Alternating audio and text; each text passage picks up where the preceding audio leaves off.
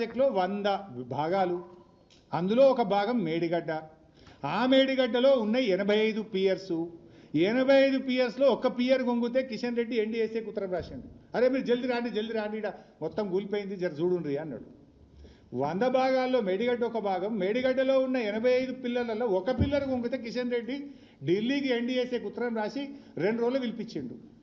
మరి మొత్తం ఎస్ఎల్బీసీ కుప్పకూలింది కదా, మొత్తం ప్రాజెక్టు భవిష్యత్తే 5,000 కోట్లు ఖర్చు పెట్టిన ఎస్ఎల్బీసీ భవిష్యత్తే ప్రశ్నార్థకమైంది. ఆ టీ బీమ్ బయటకెళ్ళది, ముంగడికి పోదు, 6 చచ్చిపోయినరు, బతుకులు ఆగమైనాయి, శవాలు కూడా బయటకు రాలేదు.